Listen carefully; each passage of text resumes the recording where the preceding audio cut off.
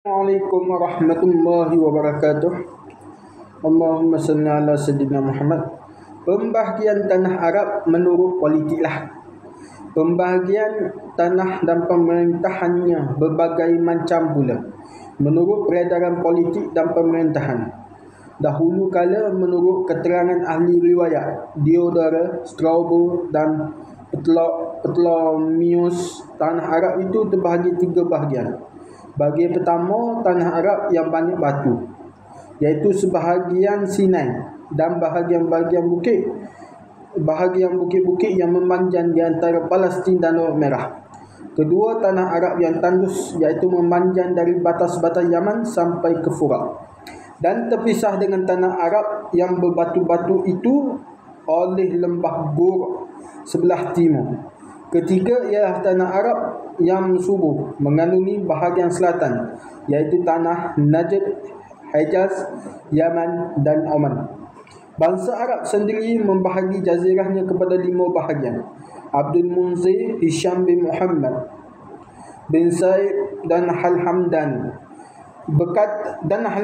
berkata bahawa tanah Arab itu terbahagi 5, iaitu Tihamah, Hejaz, Najd, Arub dan Yaman. Tihamah dan disebut juga Gur ialah tanah yang melintang arah dari pantai Laut Merah sampai ke kaki bukit barisan Surat. Dinamai Tihamah kerana sangat panasnya. Tihamah menurut bahasa Arab dapat diartikan sangat panas, dan dinamai juga Gur kerana tanahnya rendah. Jadi Gur itu samalah dengan bahasa kita, iaitu gurun. Hejaz iaitu bukit barisan Surat yang memanjang sejak dari hujung negeri Yaman sampai ke tepi-tepi dusun orang Badui, ke tepi dusun-dusun orang Badui di Syam. Dinamai Hejaz artinya Hejaz penghambat kerana dia yang menghambat tanah rendah Tihamah dengan tanah tinggi Najd. Adapun Najd iaitu terletak bahagian sebelah jazirah Arab itu. Sebelah selatan dimulai dari hujung negeri Yaman, penghabisan ialah di Samawah. Hujungnya sebelah timur ialah Tihamah dan pinggir tanah Iraq. Dinamai Najd artinya tinggi kerana dialah bahagian yang tertinggi. Najd itu terbahagi 2 pula. Pertama, bahagian utara iaitu negeri Haid, dan sekelilingnya dinamai Najd al-Hijaz. Kedua, bahagian selatan iaitu negeri Arab dan dinamai Najd al-Yaman. Adapun yang bernama bahagian Arab ialah negeri Yamamah dan Bahrain dan sekelilingnya. Termasuk juga sedikit bahagian Najd dan Gur kerana dekat dari tepi Taut. Pada beberapa tempat tanahnya kerendahan. Dinamai Arab artinya terhampar kerana dia terhampar di antara Yaman, Najd dan Iraq. Adapun Yaman iaitu bahagian yang terletak di sebelah Najd sampai ke tepi pantai Lautan Hindi, memanjang ke timur sampai ke batas Hadramaut dan Sirh dan Oman, termasuk juga sedikit hujung Najd dan Tihamah. Ahli-ahli ilmu bumi bangsa Eropah ada yang membahagi tanah Arab kepada 8 bahagian. Menurut Hadas iaitu pembahagian 8 bahagian itu segabah Hejaz, Yaman, Hadramaut, Maharah, Oman, Al-Hasa, Najd dan Syamra.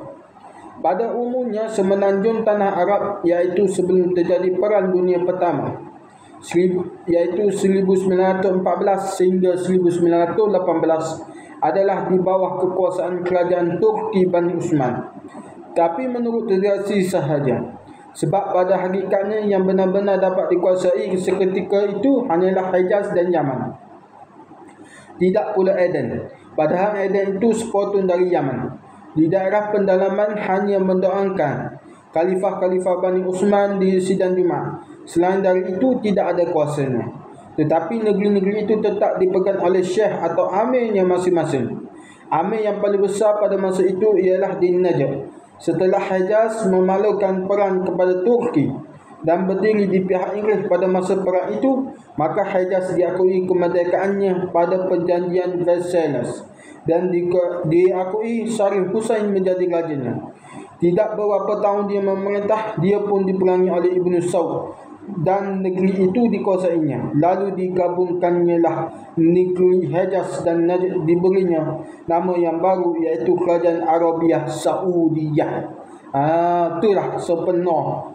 Lain dari itu ada beberapa kerajaan kecil sebagai Iman di Yaman, Asir yang kemudian jatuh ke bawah kuasa Ibn Saud juga, Hadramaut, Lahaj, Oman dan lain-lain, yang sebahagian besar sekarang di bawah pengaruh Inggeris.